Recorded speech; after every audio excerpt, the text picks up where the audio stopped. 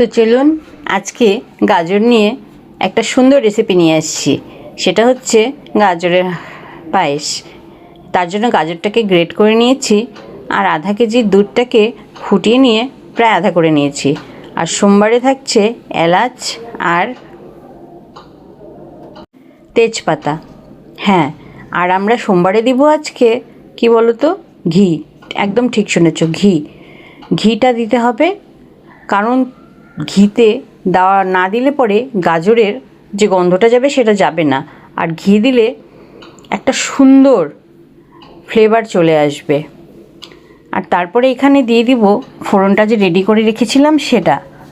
আর তোমরা তো জানোই গাজর হেলথের পক্ষে কতটা ভালো। অনেক সময় বাচ্চারা এই গাজর খেতে চায় না, তখন এইভাবে তাদেরকে গাজরটা খাওয়াবে। তারপরে গাজরটা দিয়ে নিলাম, দিয়ে কিছুটা ভাজা ভাজা করে নিতে হবে।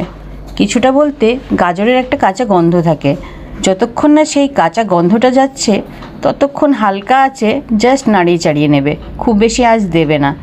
কারণ গাজরটা গ্রেট করে নেওয়া আছে আর এটা খুব অল্পতেই সেদ্ধ হয়ে যাবে। তারপরে এটা যখন এরকম ভাজা ভাজা হয়ে যাবে তার মধ্যে দিয়ে নিতে হবে দুধ, যেটা আমরা আগেই ফুটিয়ে রেখেছিলাম। সেটা অল্প অল্প করে এটার মধ্যে দিয়ে নেবে, পুরোটাই দিয়ে দেবে।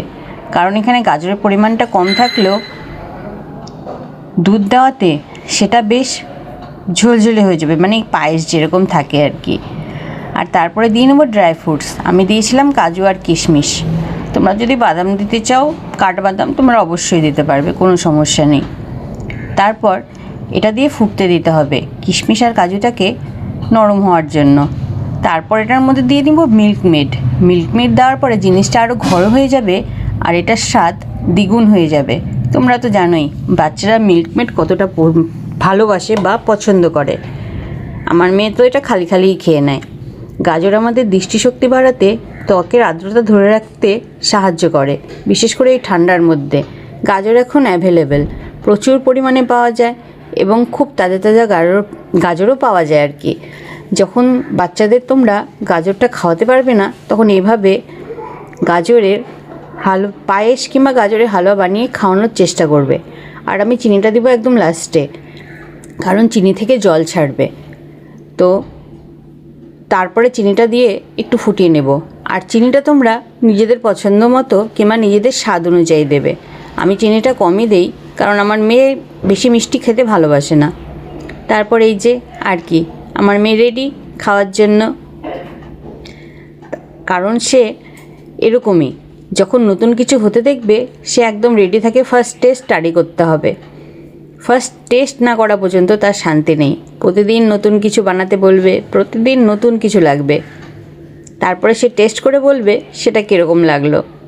এখন সুন্দর করে ফু দিয়ে ঠান্ডা করে এই যে তার রিয়াকশান, ভালো হয়েছে। আমি অরিজিনাল ভিডিওটা মিউট করে নিয়েছিলাম, কারণ এখানে অনেকটাই আওয়াজ হচ্ছিল, এর জন্য আমার সমস্যা হতে পারতো ভিডিওতে। কিন্তু তোমরা ওর এক্সপ্রেশন দেখছে অবশ্যই বুঝতে পারছো যে ওর ভালো লেগেছে। তো বাচ্চাদের অবশ্যই ভালো লাগবে।